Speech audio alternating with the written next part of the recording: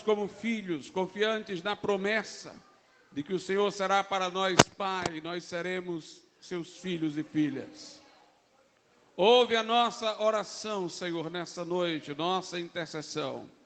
Que o Senhor, meu Pai, nos dê a sua palavra, nos fale ao coração, nos convoque à santidade, à obediência, à perseverança, ao zelo, à fidelidade.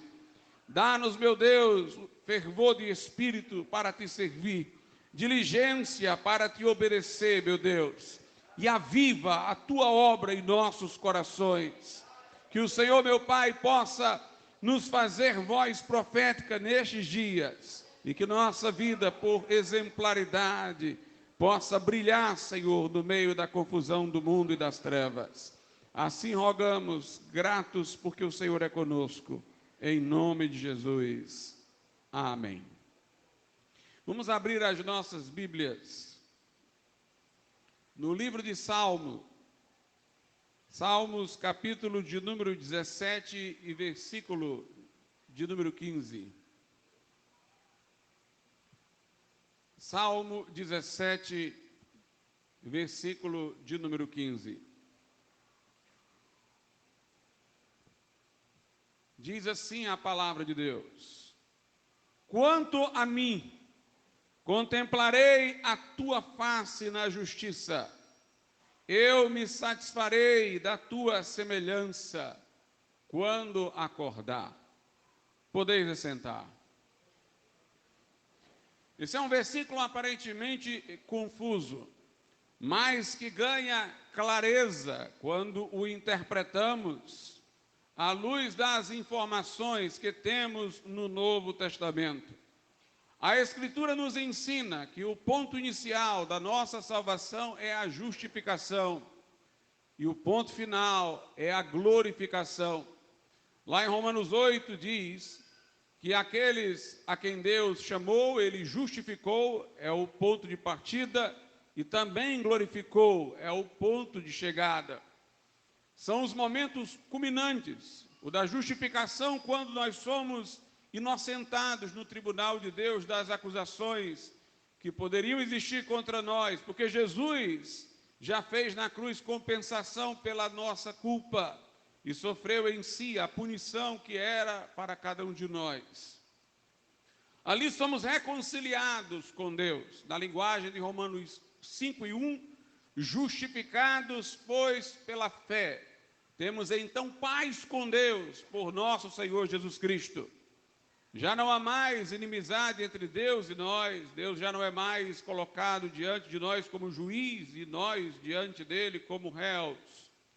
Mas ali há o fim da intriga, há o fim da situação que nos era prejudicial. Entramos em paz com Deus, porque somos justificados, perdoados dos pecados, olhados por Deus com os méritos de Jesus Cristo, como se nós os tivéssemos, assim como lá na cruz, Jesus levou os nossos pecados como se os tivesse praticado, morrendo substitutivamente em nosso lugar. A justificação é o ponto de partida, é a porta de entrada do nosso relacionamento com Deus. Mas o momento culminante é quando Jesus vier nas nuvens, der a sua palavra de ordem, os que morreram em Cristo serão então ressuscitados. Nós que estivermos vivos seremos transformados. Este corpo que é corruptível se revestirá de incorruptibilidade, que é mortal se revestirá de imortalidade. De acordo com Filipenses, nós teremos o nosso corpo abatido, transformado para ser conforme o corpo da glória de Cristo, conforme o corpo de sua ressurreição. A Bíblia diz que quando ele vier, nós o veremos e seremos tal como ele é, ou seja, nosso corpo será glorificado e nós teremos a plena perfeição. O texto aqui de Salmo 17:15 remete a isso, porque ele começa dizendo: quanto a mim, contemplarei a tua face na justiça. É a ideia de justificação, porque somos justificados, podemos contemplar a face de Deus, porque já não há mais a culpa, O publicano que Jesus mencionou, que entrou no templo, batia no peito e não ousava levantar o rosto para falar com Deus. Ele não contemplava a face divina em oração, mas ele batia no peito e dizia: ser propício a mim, que sou pecador. E a Bíblia diz que por essa humilhação e confiança na propiciação, que é pelo sangue de Cristo, ele saiu do templo justificado. O que quer dizer que agora ele não precisaria mais baixar a cabeça, no sentido de não poder erguer para Deus. Agora ele poderia falar com Deus. Contemplar a face de Deus está no sentido de poder falar com Deus, como Moisés, que falava com Deus face a face, da expressão bíblica, como qualquer um fala com um amigo.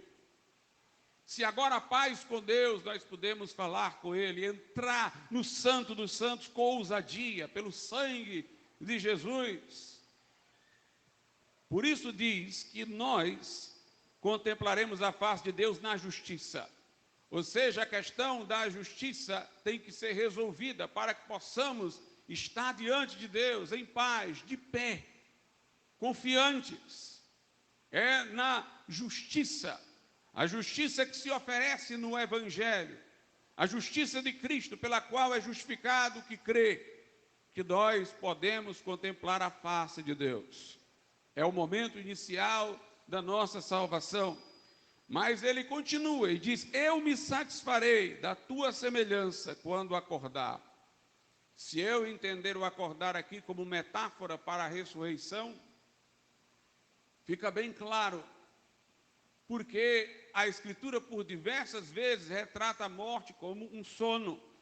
Os que dormem no pó da terra ressuscitarão, Daniel 12:2. E aqui diz: quando eu acordar, quando eu ressuscitar, eu me satisfarei na tua semelhança, porque quando Jesus vier, os que estiverem vivos e o virem serão tal qual ele é, diz a Bíblia. E obviamente os que ressuscitarem com o corpo glorificado, conforme o corpo da sua glória, também a Jesus Cristo serão semelhantes. Então agora eu posso estar seguro de que posso estar na presença de Deus, diante da face de Deus, dirigir a Ele as minhas orações, saber que Ele me aceita como filho, por causa da justiça, por causa que na cruz a minha dívida foi quitada, a sentença que era para mim, Jesus cumpriu em meu lugar, Ele me inocentou das acusações. Mas eu tenho a esperança final de que quando, se porventura eu morrer e não for achado vivo na vinda de Jesus, quando eu acordar, quando eu ressuscitar, eu estarei satisfeito na minha semelhança com Ele. Nós vemos algo parecido com isso lá no Evangelho de João, no capítulo de número 6, quando Jesus também fala do ponto de partida e do ponto de chegada. João, capítulo de número 6, versículo 40. Porquanto a vontade daquele que me enviou, é Jesus quem fala, é esta: que todo aquele que vê o Filho e crê nele tenha a vida eterna, e eu o ressuscitarei no último dia. Então ele tem uma promessa imediata: o que crê tem a vida eterna, é a justificação. Eu agora posso estar na presença de Deus, eu agora entrei na vida eterna, eu tenho a vida eterna se eu crer. Mas eu tenho uma promessa futura também, de que serei ressuscitado no último dia. E meus irmãos, se a vida cristã tem um ponto de partida, que é a justificação, e um ponto de chegada, que é a glorificação, o que é que ela tem no meio? O que é que ela tem no intervalo? O que é que nós temos agora? Nós temos algo em andamento. A justificação é ato instantâneo, Deus nos justifica de uma vez. A glorificação e ressurreição será algo instantâneo, acontecerá no abrir e fechar de olhos. Mas há algo agora que não é instantâneo, está em desenvolvimento, é a nossa santificação. A Escritura diz em 1 Coríntios 1,30 que Jesus se tornou da parte de Deus justiça, santificação e redenção. Note, justiça é o ponto de partida, redenção, a redenção do corpo, o ponto de chegada. E no meio, entre uma coisa e outra, a santificação. lá em Romanos, no capítulo de número 6, temos algo sobre isso, versículo 22. Mas agora, é o imediato, libertados do pecado, fomos, e feitos servos de Deus, tende o vosso fruto para a santificação e por fim a vida eterna. Em certo sentido, já temos a vida eterna em nossa alma, em nosso espírito. Em nosso corpo é coisa futura. Por isso que a vida eterna aparece aqui, lá na frente. Mas entre os ser libertados do pecado e por fim, a vida eterna, o ingresso completo nela, com o corpo que é que nós temos no meio, o nosso fruto para a santificação. O que está no intervalo é a santificação. Na primeira epístola de João, há algo sobre isso também. 1 de João 3, versículos 1 e 2. Vede quão grande amor nos tem concedido o Pai, que fôssemos chamados filhos de Deus. Por isso o mundo não nos conhece, porque não o conhece a Ele. Amados, agora somos filhos de Deus. Justificados, somos feitos filhos de Deus. E ainda não é manifestado o que havemos de ser, o que se dará na ressurreição. Mas sabemos que quando Ele se manifestar, seremos semelhantes a Ele. Como diz lá no Salmo, ao acordar, me satisfarei com a tua semelhança. Porque assim como é, o veremos. Então o ponto de partida, somos filhos de Deus, e o ponto de chegada, não se manifestou o que havemos de ser, a manifestação plena da nossa filiação divina em nosso corpo, quando formos transformados para ter um corpo como o de Cristo. Mas no meio do caminho, versículo 3, e qualquer que nele tem esta esperança futura, purifica-se a si mesmo como ele é puro. Agora é o tempo da santificação, agora é o tempo da purificação. Aqueles a quem Jesus salva, justifica, perdoa, reconcilia com Deus, dá a filiação divina, por certo chegarão no final, quando terão um corpo glorificado, um corpo revestido de imortalidade. Se tiverem morrido, chegarão à ressurreição. Se estiverem vivos na vinda do Senhor, serão transformados. Mas, da mesma forma, estes a quem Ele salva agora, justificando, e vai ressuscitar no futuro, Ele os está santificando agora. Por isso que a Bíblia diz que sem santificação ninguém verá o Senhor. Aqueles a quem Ele perdoa, Ele regenera. A quem regenera, santifica. A quem santifica, glorifica. Todo verdadeiro crente que foi salvo pela graça está numa estrada de santificação, de progresso em purificação, de afastamento do pecado através do Espírito Santo que nele habita, de aproximação de Cristo. Alguns estão mais diligentes nesse processo e avançando. Outros são mais demorados. Outros têm idas e vindas e estão atrasando sua caminhada. Aos que produzem a 30, 60 e os que produzem a 100. Mas nós estamos nessa estrada de santificação se somos salvos.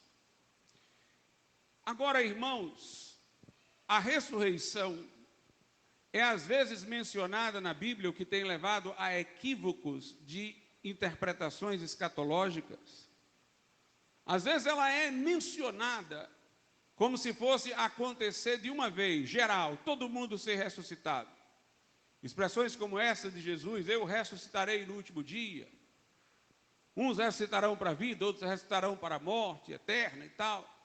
Leva alguns a pensar que não haverá, por exemplo, um arrebatamento da igreja pré-tribulacional, ou ressurreição no final da grande tribulação, antes do milênio, mas só haverá uma ressurreição geral, de todos no final, onde uns vão para o céu, outros vão para o inferno.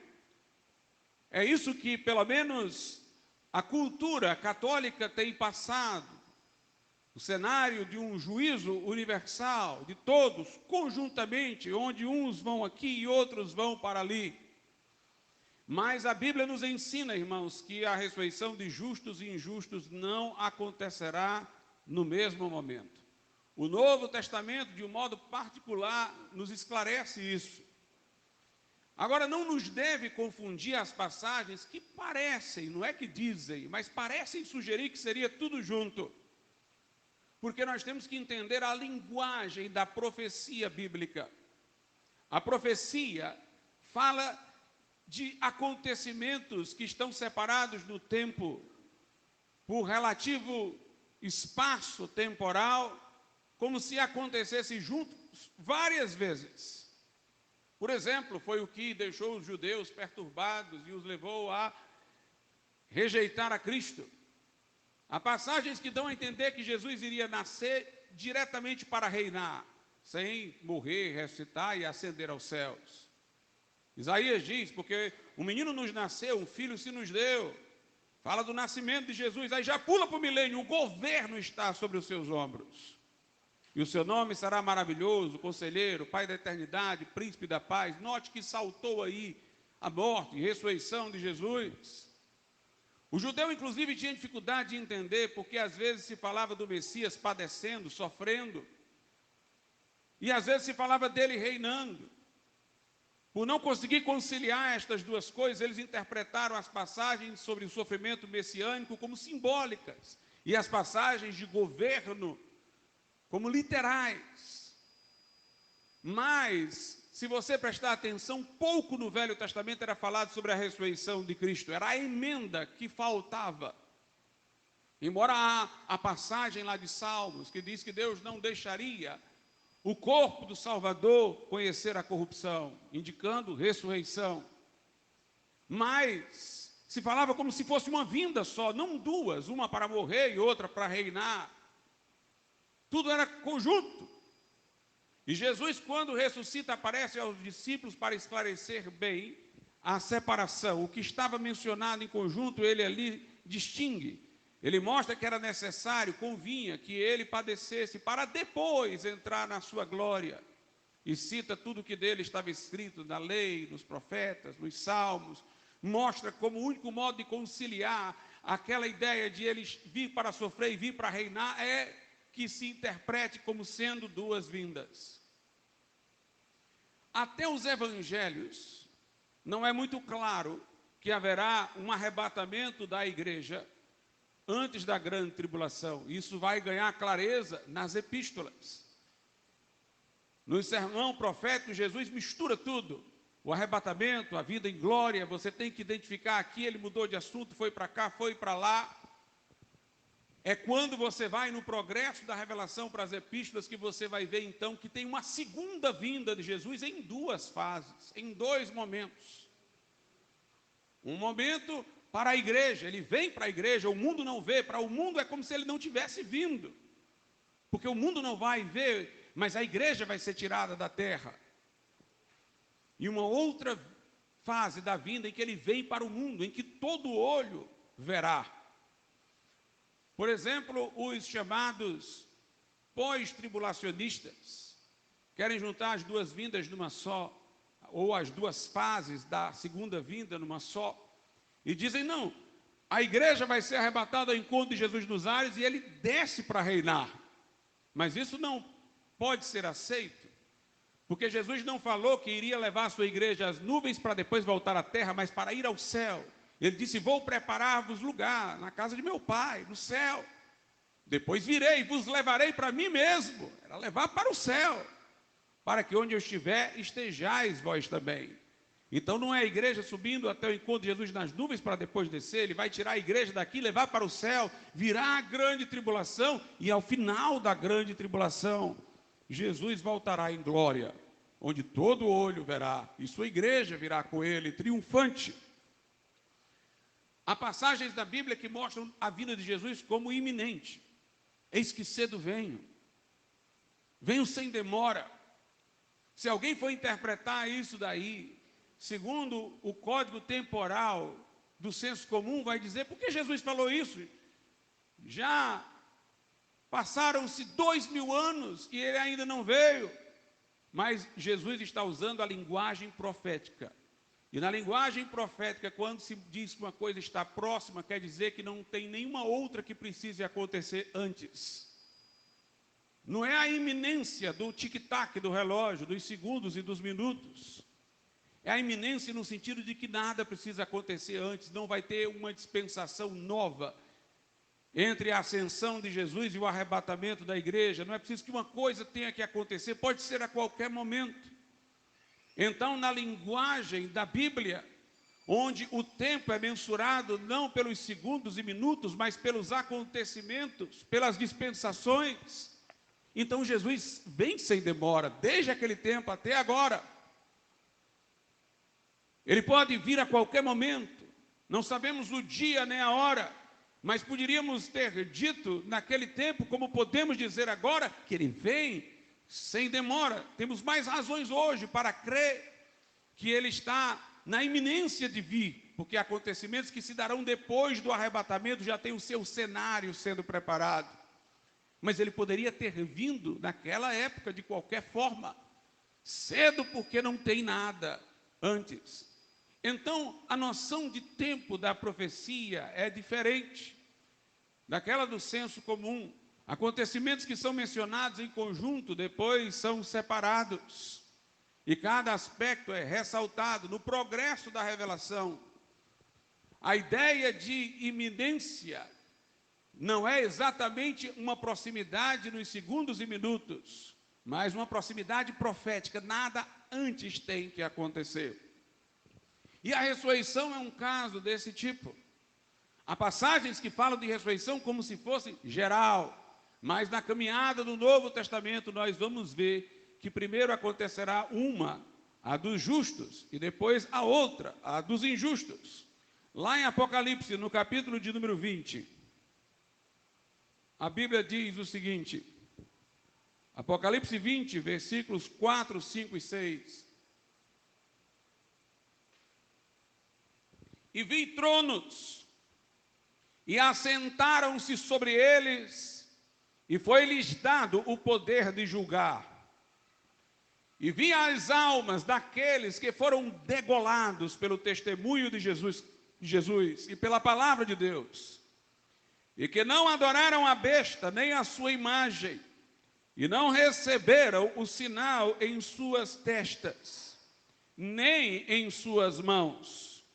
E viveram e reinaram com Cristo durante 1000 anos. Mas os outros mortos não reviveram até que os 1000 anos se acabaram. Esta é a primeira ressurreição. Bem-aventurado e santo aquele que tem parte na primeira ressurreição. Sobre estes não tem poder a segunda morte, mas serão sacerdotes de Deus e de Cristo e reinarão com ele 1000 anos. Aqui faz-se alusão à ressurreição dos mártires, da grande tribulação que ainda há de acontecer, quando Jesus vier e todo olho o enxergar e ele vier para reinar sobre a terra por 1000 anos, no milênio. Antes disso, os que foram degolados, perseguidos pelo anticristo, por não receberem a marca da besta, ressuscitarão. E a Bíblia diz, esta é a primeira ressurreição. Bem-aventurados os que dela participam, mas os outros mortos, ou seja, os ímpios, não ressuscitarão. Vão ressuscitar só no juízo final, no juízo do trono branco, onde somente incrédulos serão julgados por suas obras, não para determinar-se quanto tempo passarão no inferno, porque o inferno é eterno para todos, o lago de fogo é eterno para todos, mas para se decidir o grau de padecimento, intensidade de sofrimento que cada um terá no inferno, no lago de fogo, onde o inferno vai ser lançado, de acordo com as obras de cada um. Mas note, aqui fala-se da ressurreição dos mártires antes da lei. Alguém talvez diga assim, pastor, mas ainda tem uma coisa aqui que está esquisita. Você provou que primeiro tem uma ressurreição de justos e depois haverá uma de injustos lá na frente. Isso ficou claro no texto, mas dá a entender que a primeira vez que haverá ressurreição de justos será depois da tribulação. Mas o arrebatamento da igreja não será antes da tribulação e envolverá a ressurreição? Sim. Eu tenho duas maneiras de explicar. A mais clara e bíblica é a que eu vou dizer agora, a outra é só para quem ainda insistir que tem problema. A primeira é a seguinte: quando a Bíblia fala de primeira ressurreição, obviamente a outra será a segunda ressurreição, não é primeira e segunda cronologicamente, embora coincidirá de a primeira ser essa dos justos e a segunda dos injustos, mas primeira quer dizer que a ressurreição de justos, sempre que na Bíblia fala-se em ressurreição, preste atenção que você vai ver que primeiro fala da ressurreição para a salvação, depois para a condenação. E uns irão para a vida eterna e outros para o castigo eterno.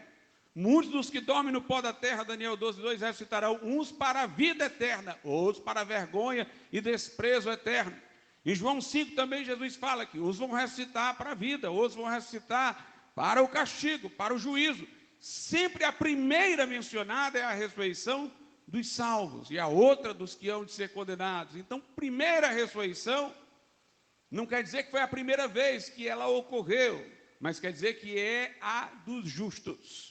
Haverá ressurreição dos que morreram em Cristo, quando Jesus aparecer nas nuvens, os quais serão com os que estiverem vivos e forem transformados, arrebatados ao seu encontro, para serem tirados daqui antes da grande tribulação.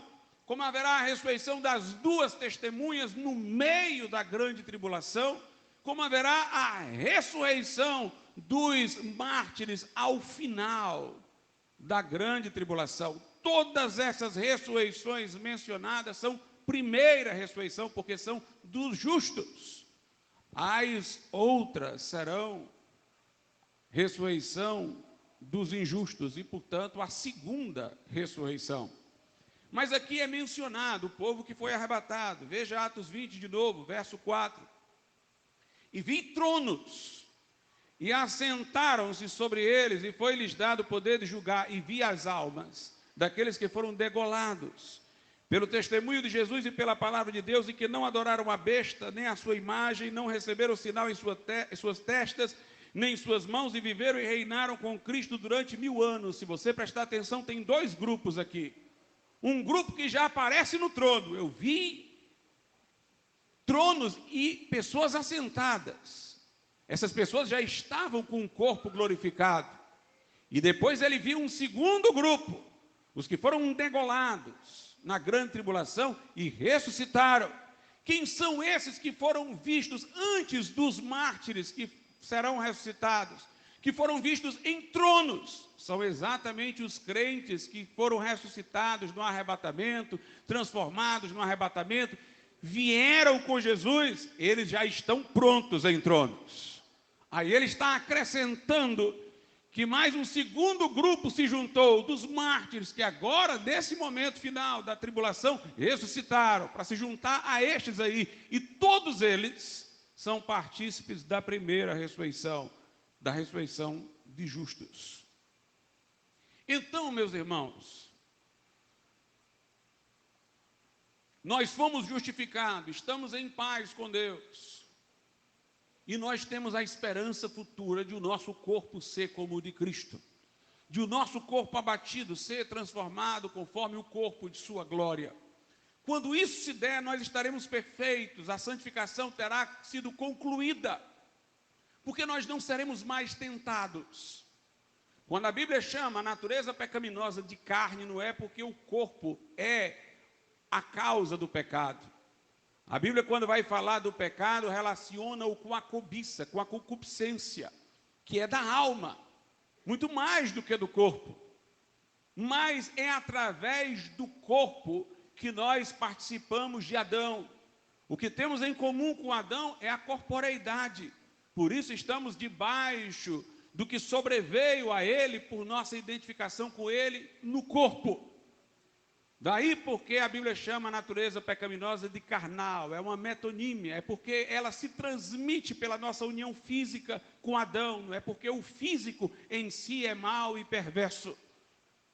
Mas é que o modo como estamos associados a Adão, que ele é cabeça e nós somos participantes do que ele é é pela união física com Ele. Nós temos o nosso corpo derivado do corpo do primeiro casal. E é por isso que se nos transmite uma natureza corrompida, efeito da queda do primeiro homem. Mas quando houver a transformação do nosso corpo, o que é mortal, que é este corpo herdado de Adão, será engolfado pela vida de Cristo que está dentro de nós. O que é de Cristo prevalecerá sobre o que é de Adão. Nosso corpo não vai ser mais como o de Adão, mas vai ser transformado para ser conforme o corpo da sua glória, da glória de Cristo. Então, nesse momento, toda a natureza que inclina para o pecado será erradicada de nós. E nós teremos chegado à perfeição completa. O que nós temos hoje, comunhão com Deus, e o que nós temos hoje, esperança da ressurreição. Essas duas coisas são a base da vida cristã atual, da santificação. Meus irmãos, eu tenho que aproveitar o fato de que eu agora posso falar com Deus. Eu tenho que aproveitar-me desta maravilha de que eu, que outrora era culpado, sentenciado à morte, agora na justiça de Cristo, estou cara a cara com Deus. Eu posso sentir a sua presença. O meu corpo pode ser templo do seu Espírito. Eu posso chamá-lo de Pai em oração. Eu tenho promessas que se destinam a mim. Se você soubesse disso, você viveria aos pés do Senhor. Você viveria lendo esta palavra e dizendo: fala, Senhor, que o teu servo ouve. Porque o incrédulo pode ler papel, mas Deus fala com você por este livro. O incrédulo pode repetir palavras em rezas, mas você pode derramar a alma diante de Deus em oração. O incrédulo pode imaginar a presença de Deus em suas imagens esculpidas, mas você sente alegria indizível e cheia de glória. Você sente a presença real de Deus, crente em seu coração. Isso é o estímulo da minha santificação. Eu posso entrar na presença de Deus, e na presença do Senhor há fartura de alegria, e a sua mão direita há delícias perpetuamente. Eu posso saber disso, mas eu desejo a perfeição, eu desejo a ressurreição. Eu olho para o futuro, isso me mobiliza hoje. Foi o John Nelson Darby que, nos seus discursos em Genebra, uma vez disse: pessoas acham que escatologia, doutrina das últimas coisas, é só para satisfazer a curiosidade. Ele disse: não tem nada a ver com isso. A forma como você vê o futuro define a forma como você vive no presente. A esperança é que mobiliza. O que você espera de amanhã? O que não vê nenhuma luz no futuro é inclinado à depressão e ao suicídio, a desanimar, a esmurecer. O que faz o crente inabalável é que ele olha para frente. As coisas estão ruins, as coisas estão difíceis. Isso é horrível, mas eu vejo além da cortina. Eu vejo quem vai dar o amém no final. Eu conheço o fim da história, e quem vai dar a palavra última é o Cordeiro, e nós vamos reinar com Ele. Por isso que o texto lá que eu li da primeira epístola de João diz: quem tem nele essa esperança, a esperança da ressurreição, quem tem esta esperança em Cristo, purifica-se a si mesmo. O crente, irmãos, está se movendo na direção do que ele vai obter com a ressurreição, que é a perfeição. É a plena semelhança com Cristo. O crente está olhando para isso, ele quer chegar lá. Sabe como é? Quando é que sua vida cristã declina? É quando você perde a visão da sua real esperança. E aí você se abate com as coisas dessa vida e desanima. E aí você olha para conquistas pessoais, para ambições, satisfação de prazeres efêmeros. E aí você cai, você tropeça e você desobedece. Mas se você está olhando para o final, para a ressurreição, você quer um corpo glorificado, você quer a perfeição, você quer ser tal como Ele é. Então isso vai lhe estimular a uma vida pura, a uma vida santa. Lá na primeira carta de Paulo aos Tessalonicenses, capítulo de número 5, versículo 23, Paulo diz: "E o mesmo Deus de paz vos santifique em tudo, e todo o vosso corpo, vosso espírito e alma e corpo, sejam plenamente conservados e irrepreensíveis para a vinda de nosso Senhor Jesus Cristo. Fiel é o que vos chama, o qual também o fará." A.B. Simpson foi o criador da Aliança Cristã e Missionária, da qual fez parte a I.W. Tozer.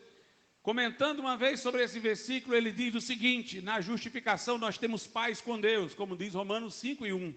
Mas na santificação nós temos a paz de Deus. É o Deus de paz que santifica. Meus irmãos, é quando somos santificados que gozamos da plena paz. Por isso que Paulo diz noutra passagem: seja a paz o árbitro em vosso coração. Ou seja, quando um crente, se é crente de verdade, peca, ele se incomoda. Se ele é um falso crente, ele não se incomoda, não. E tem falso crente aí se gloriando: não, isso não é pecado não, estou praticando, não sinto nenhum peso na consciência. É porque não é filho, é bastardo. O pai disciplina os filhos, não os bastardos. Mas o verdadeiro crente, quando ele peca, é como diz Davi: nessa hora o humor dele se torna em sequidão de estio, ele sente os ossos esmagados, e ele não aguenta. Em algum momento ele vai chegar diante de Deus e confessar a sua culpa. Se demorar, só terá perdido tempo. Mas, meus irmãos, quando nós agimos certo, sentimos paz. Paz que excede todo entendimento, paz que o mundo não pode dar. Como somos emotivos devido às aflições dessa vida, seremos entristecidos, mas, como diz Paulo, sempre alegres. Tem uma alegria que permanece apesar da tristeza.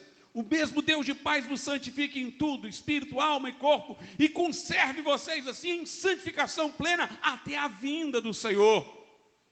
Fiel é o que vos chama, o qual também o fará. Note, Paulo coloca como estímulo à santificação a vinda de Cristo: ser conservado, ser preparado para estar já numa posição bem próxima ao que se irá ser com a vinda de Jesus. É o que ele nos está ensinando aqui. A Bíblia Sagrada, irmãos, nos quer desejosos da vinda de Jesus. Lá na carta aos Tessalonicenses, eu preguei nesse domingo, é dito que nós fomos convertidos dos ídolos a Deus para esperar dos céus um Salvador. Nós temos que viver na esperança do arrebatamento. Nossa garganta tem que fazer soar: Maranata, vem Senhor Jesus. E esse desejo pelo céu, esse desejo de ser como Ele é, essa ciência de que estamos agora podendo estar diante de Deus, falando com Ele, ter comunhão com Ele, estas coisas devem mobilizar nosso coração, nossa vida, em direção a uma vida mais santa. O crente é retratado pelo apóstolo Pedro como alguém que quer apressar o final. Como é que a gente pode apressar o final? Apressar novos céus e nova terra. Como é que a gente pode apressar o dia da ressurreição? Eu posso fazer alguma coisa que faça Jesus vir mais cedo? Não. Eu não posso apressar o dia, mas eu posso me apressar para o dia. Ou seja, eu posso estar hoje mais santo do que ontem e já mais próximo daquilo que eu vou ser quando Jesus voltar. É o que Pedro diz. Veja só, na carta de Pedro, segunda epístola de Pedro 3, a partir do verso 11: havendo, pois, de perecer todas estas coisas, este mundo vai terminar em fogo, que pessoas vos convencer em santo trato e piedade. Levando em conta que tudo isso vai se acabar, irmãos, como nós devemos ser santos agora.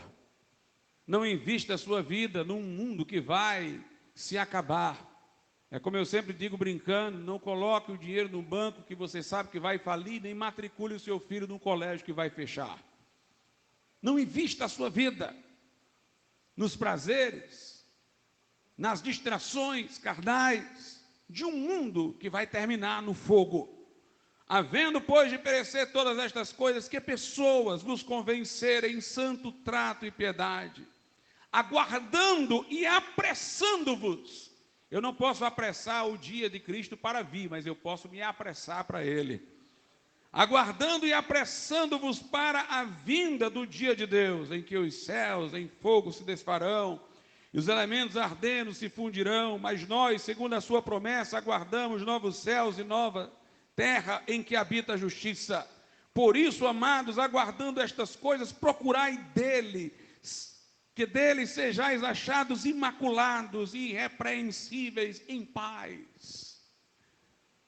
O crente tem, irmãos, que desejar novos céus e nova terra, desejar novo corpo, desejar a consumação e viver a sua vida no presente à luz dessa esperança. Não vale a pena eu ser fisgado, engodado pelos pecados deste mundo, porque eu vou viver no outro, eu tenho que me apressar para o outro, eu tenho que buscar aquela perfeição que vai me ser dada quando o meu corpo for transformado, por ocasião da vinda de Jesus.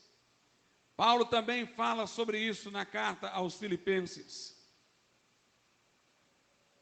Veja o que Paulo diz em Filipenses capítulo 3, a partir do verso 7. O texto que cito muito. Mas o que para mim era ganho, reputei-o perda por Cristo. Paulo ficou tão maravilhado pelo fato de, por meio de Jesus, ter sido justificado e aceito diante de Deus, que ele disse: olha, tudo nesse mundo aí agora pode ir embora.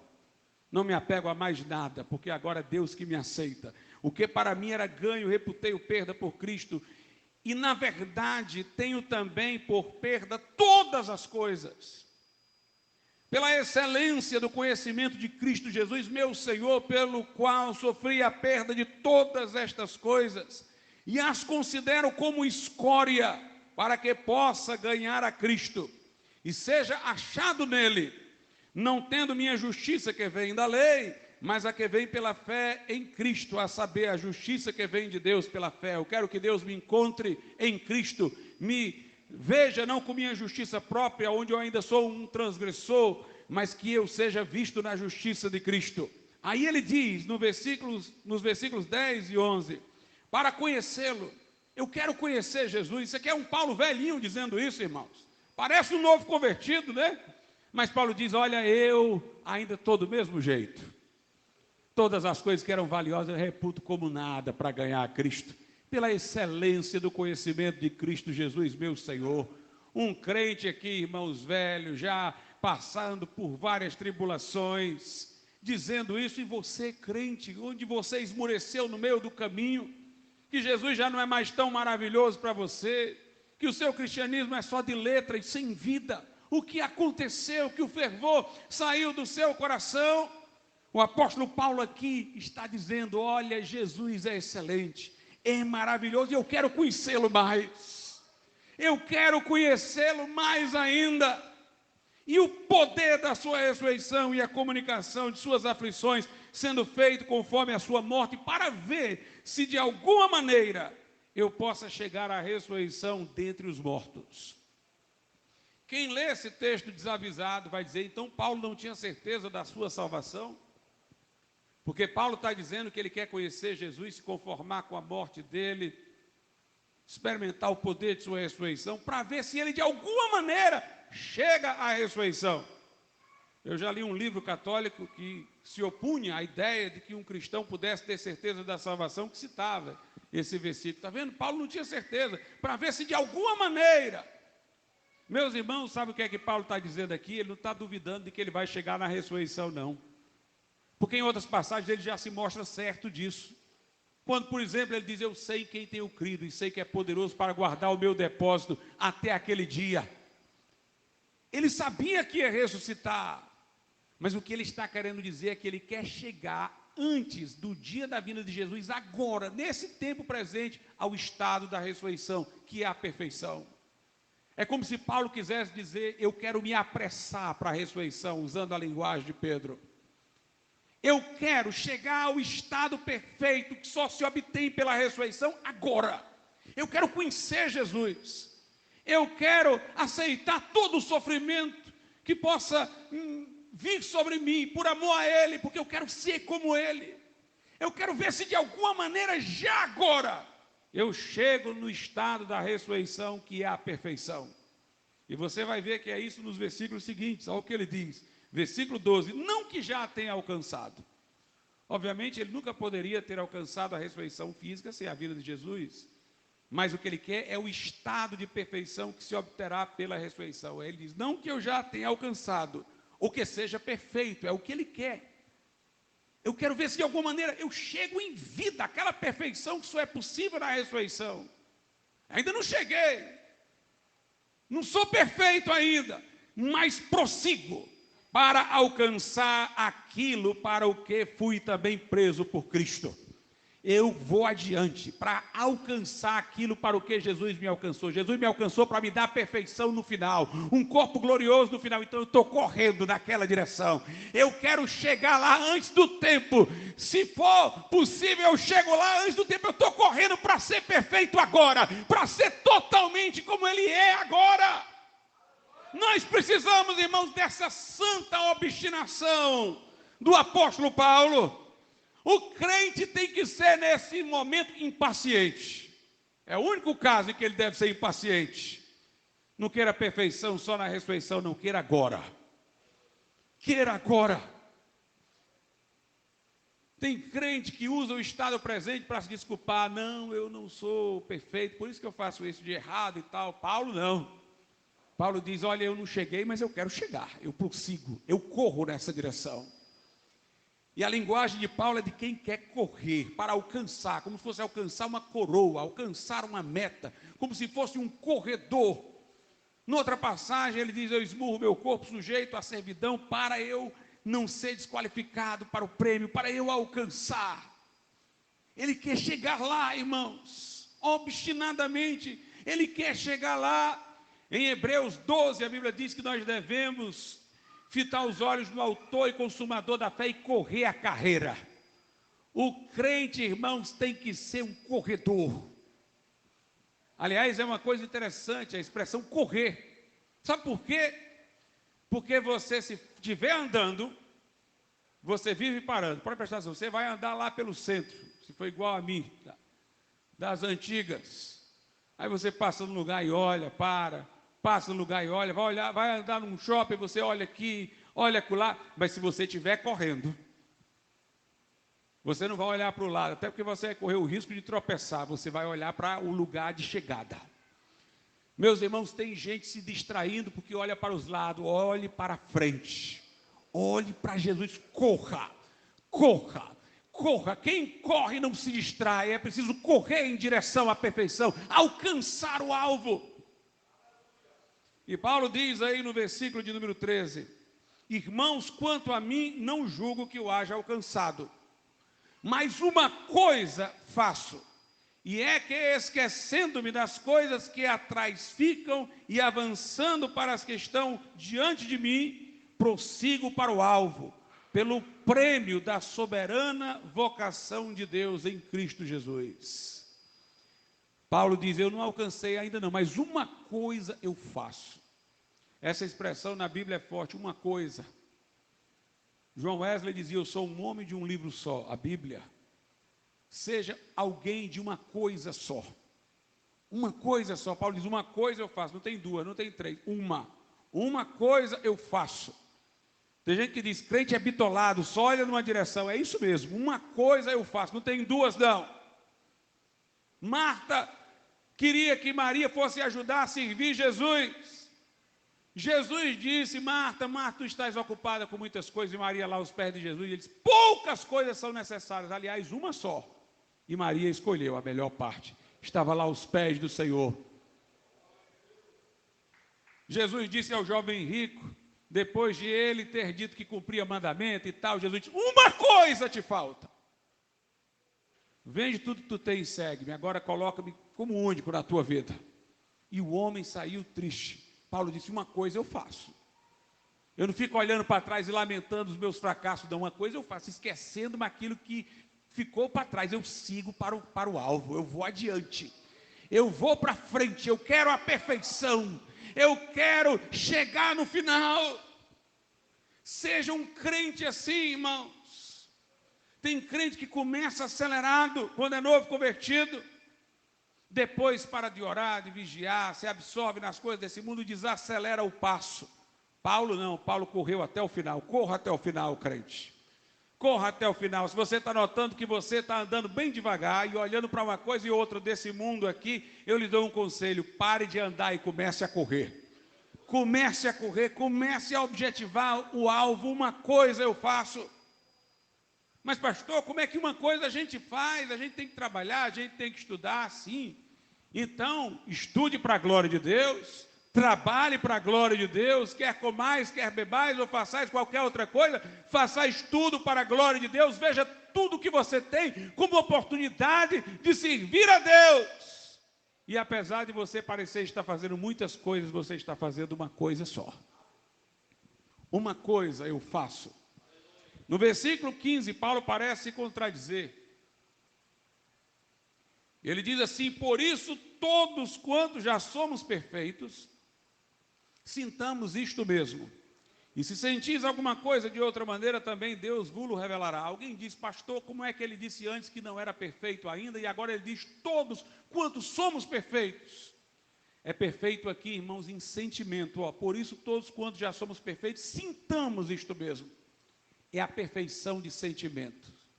Nós não temos ainda a perfeição definitiva que virá com a ressurreição, mas nós podemos já ter um sentimento perfeito. Qual é o sentimento perfeito?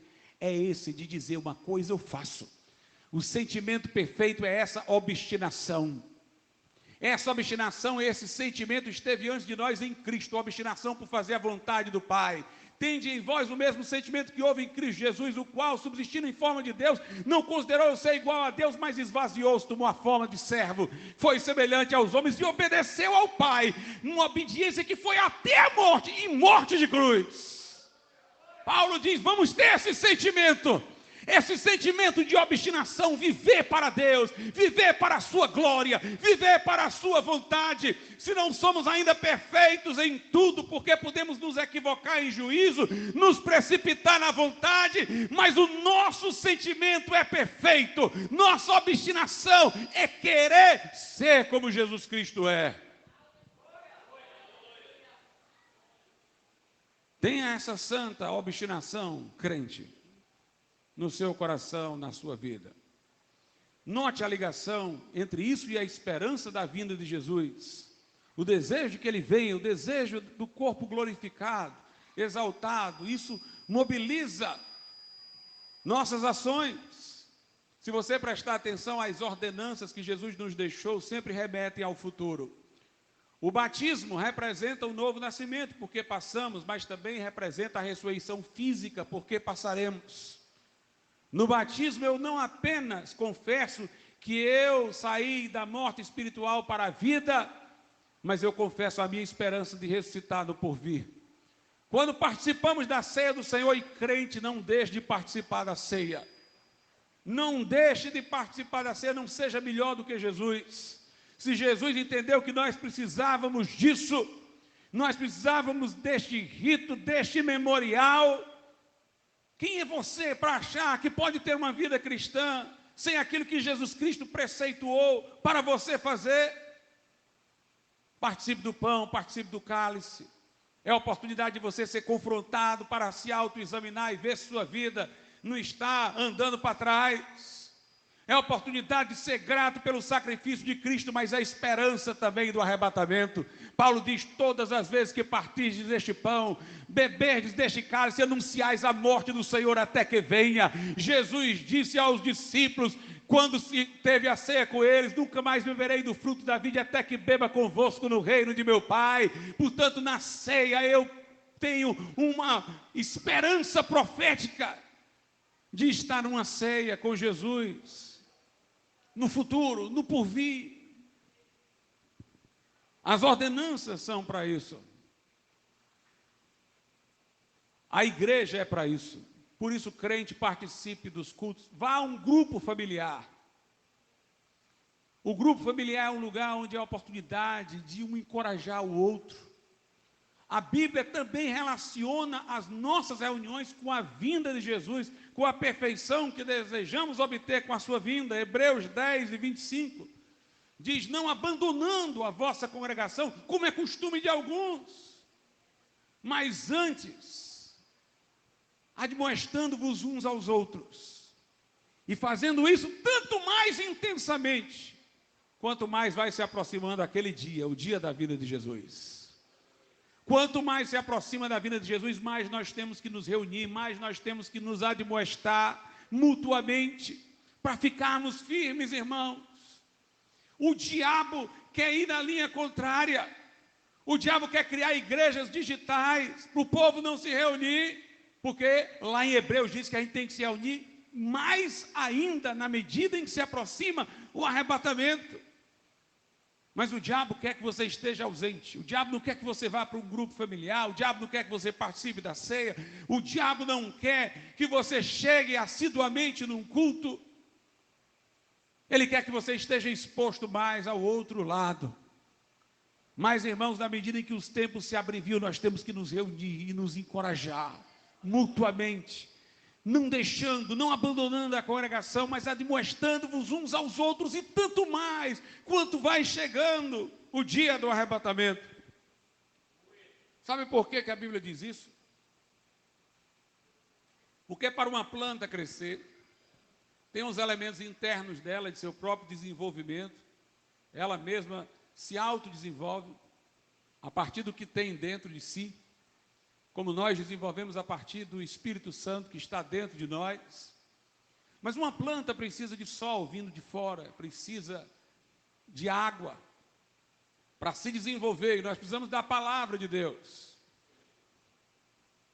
para poder mobilizar a ação do Espírito que nos faz crescer, progredir em santidade. Nós precisamos de oração. Mas uma planta, para que ela possa crescer, além de luz, além de água, além do seu autodesenvolvimento, ela precisa de uma terra boa. Uma terra ao redor que seja boa. Senão é preciso adubar a terra, adequar a terra, para facilitar o desenvolvimento. E eu vou lhes dizer uma coisa, irmãos. No passado, era mais fácil para um crente. Sabe por quê?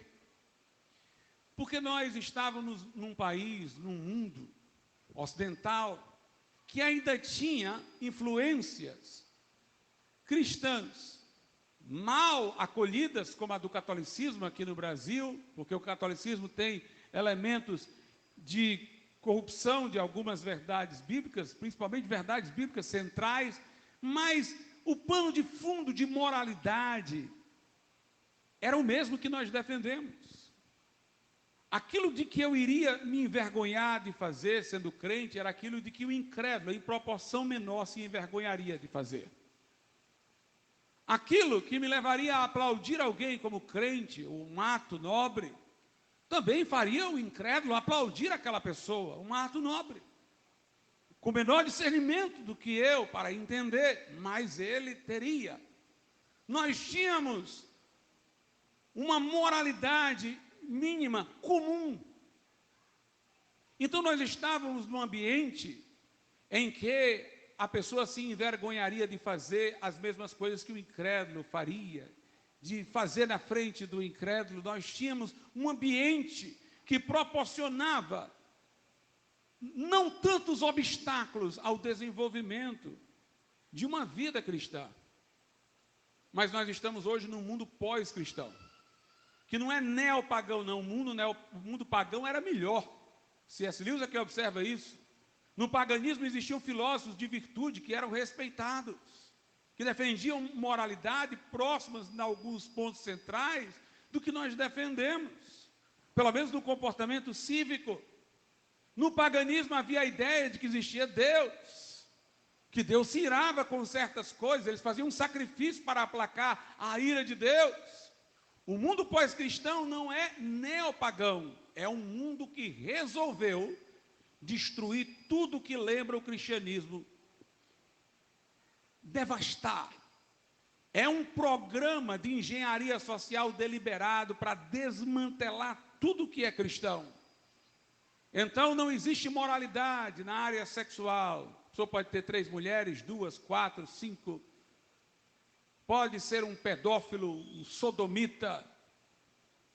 Tudo isso é normal, é motivo até de orgulho, aquela pessoa que saiu do armário. Pessoas sem nenhum talento ganham os holofotes e oportunidades midiáticas, porque de repente se declaram dentro de um estilo de vida sexual, contrário à palavra de Deus. Nós vivemos num mundo que quer legalizar as drogas, normalizar que mães matem filhos nos seus ventres, que fazem a nossa pregação de arrependimento ser vista como um discurso de ódio.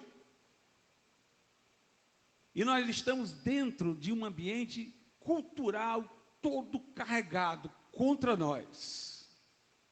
Isso exige de nós que nos reunamos mais ainda, os crentes, para que nos admoestemos uns aos outros. Não fique só exposto, irmãos, à televisão, à internet, às coisas desse mundo não, que a bagunça está grande. Nós temos que estar com crentes, admoestando uns aos outros, firmando-nos na fé. É interessante uma coisa, a igreja, irmãos, não pode estar alheia à cultura que está em volta, não pode. Tem crente que parece muito espiritual e diz, não, eu não quero saber desse negócio de cultura não, porque eu vou só pregar o evangelho. Esse daí é o que amanhã vai estar totalmente tomado por essa cultura, porque ele não está vigilante, porque ele acha que nunca vai chegar nele, mas isso vai entrando devagarzinho, ele está vivendo dentro dessa cultura, ele está absorvendo dia a dia. Só tem um jeito de não entrar, é resistir, é entrar na luta, é entrar na guerra, senão vai entrar na sua vida. Eu vou dar 2 exemplos. Os primeiros discípulos lá em Jerusalém tiveram problemas com pessoas de dentro do judaísmo que estavam se dizendo cristãos agora, mas eles achavam que a pessoa deveria se circuncidar, senão não era salva, tinha que guardar o sábado, senão não era salva. Por quê? Porque eles vinham de uma cultura judaica, eles receberam de alguma maneira a mensagem cristã, mas não quiseram romper com a cultura ao redor e criaram uma mistura e viraram os judaizantes. Lá em Corinto foi o contrário, era a cultura grega. Na cultura grega, o corpo é ruim. A esperança dos filósofos gregos era desencarnar e não ressuscitar, porque o corpo não tinha redenção, era uma prisão para a alma. Aí a igreja de Corinto começa a se aculturar, não resiste isso daí, recebe o evangelho, mas não resiste, e daqui a pouco está dizendo que não tem ressurreição, e Paulo escreve um capítulo inteiro para provar que tem ressurreição para aquele povo. Era a heresia gnóstica. Quando eles diziam, eu sou de Cefas, de Pedro, outro eu sou de Paulo, outro eu sou de Apolo, não pense que isso era uma briga, uma rixa, como nós conhecemos às vezes, infelizmente, na igreja, não. Isso daí, irmãos, era um costume grego. Tinha uma escola de Platão, a escola de Aristóteles. Então, eles todos estavam juntos na igreja, mas eu quero ter a minha escola. Eu sou discípulo de Apolo, porque eles tinham uma mentalidade grega. Eles aceitaram a mensagem do evangelho, mas eles não romperam com a cultura ao redor. Talvez dissessem isso, não, vamos só evangelizar, não vamos contestar a cultura. Entrou! As igrejas que forem silentes, disserem só, nós vamos só pregar o evangelho, nós não vamos enfrentar isso aí, nós não vamos entrar no embate, amanhã estarão todas rendidas. Nós temos que lutar contra isso, nós temos que adubar a terra em que vamos crescer. Nós temos que resistir a isso aqui, nós temos que ser sal da terra e luz do mundo. Somos nós que temos que influenciar eles. Recentemente eu vi um livro sobre um pensador da época da Reforma, que era tido como um ateu. E o historiador que contava a história dele dizia, mas ele era um ateu bem diferente. Porque os valores deles eram cristãos, a moralidade dele era cristã, porque o ambiente em que ele vivia era cristão. No passado, irmãos, o incrédulo parecia crente. O ateu era ateu, mas era contra a imoralidade. Porque nossa influência cristã era tão grande que o ateu é que, dizendo não crer em Deus, tinha conceitos morais parecidos com o cristianismo. Mas hoje, ao contrário, nós estamos vendo pastores como René Kevix, Ricardo Gondim, Kleber Lucas, recebendo as influências deste mundo, porque quiseram sempre ser amigos do mundo, falar bonitinho, não confrontar, agradar pessoas, e entrou neles. Nós temos que resistir. No final da grande tribulação, quando Jesus vier em glória, o que vai decidir quem entra no milênio é exatamente, note só, é interessante, será uma atitude em relação à política internacional. Jesus vai dizer para os justos que vão entrar no milênio: vocês vão entrar porque eu tive fome, me deste de comer, tive sede, me deste de beber. Quando, Senhor? Quando vocês abrigaram os judeus perseguidos pelo sistema globalista daquele momento. Ou seja, uma atitude, note, sobre um cenário mundial. Uma estrutura política internacional é que será o critério para Jesus dizer: vocês entram no milênio. Vocês protegeram o povo que eu estava com eles do sistema deste mundo. Os que vão ressuscitar são aqueles que não aceitaram a marca da besta, que protestaram contra um sistema de controle. Não pense que quando surgir a marca da besta vai ser assim, é a imagem aqui de um ídolo. Não, é um sistema bancário. É só para você comprar e vender, mas vai acabar com a sua liberdade, vai controlar. Aqueles crentes que não vão aceitar, vai ser porque em nome de Deus eles vão se colocar contra o controle e contra o domínio sobre suas liberdades. As duas testemunhas do Apocalipse irão incomodar as nações, serão mortas, e as nações trocarão presentes de alegria, porque os consideravam como pessoas que estavam acabando com o bem-estar das nações. É o que a Bíblia diz que vai acontecer na grande tribulação. E a igreja agora, será que é para estar omissa? A Bíblia diz que o espírito do anticristo, o mistério da iniquidade, já opera para formar esse cenário. A missão da igreja é maior do que das duas testemunhas, é maior do que a dos mártires da grande tribulação, é maior do que dos que vão entrar no milênio. Sabe por quê? Porque aqueles vão enfrentar um sistema já feito. A igreja está enfrentando um sistema em andamento, então ela tem que discernir. Se requer da igreja mais discernimento do que para os remanescentes judeus da grande tribulação, as duas testemunhas. Eles verão um sistema pronto do mal para enfrentar, e nós temos que enfrentar agora a sua formação, que requer de nós discernimento, espiritualidade, vigilância.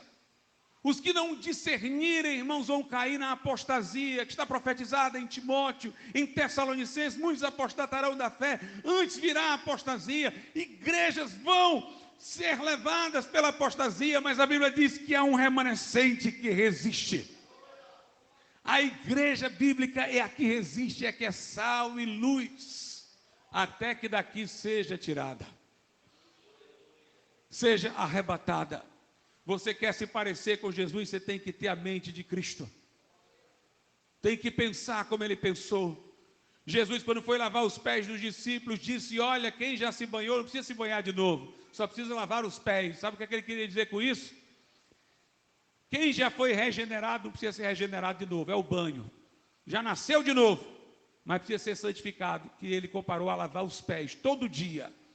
Porque um homem que tomou banho não está sujo, mas o pé dele está muito próximo da areia, está muito próximo de onde está o sujo. E como eles usavam alpercatas, entrava pelas bordas. Quando a pessoa chegava em casa, não tomava o banho de novo não, mas tinha que lavar os pés. Nós estamos pisando neste mundo, a poeira desse mundo está toda hora querendo entrar em você, nos seus conceitos, no seu pensamento, e todo dia os seus pés têm que ser lavados. Todo dia você tem que tirar a poeira deste mundo. Qualquer coisa que possa ter querido entrar, não deixe acumular, não deixe avançar, mas deixe Jesus, que já lhe deu o banho da regeneração, lavar os seus pés todo dia. Temos que querer ser perfeitos, irmãos. Temos que apressar a ressurreição. Maranata, vem, Senhor Jesus. Vamos ficar de pé.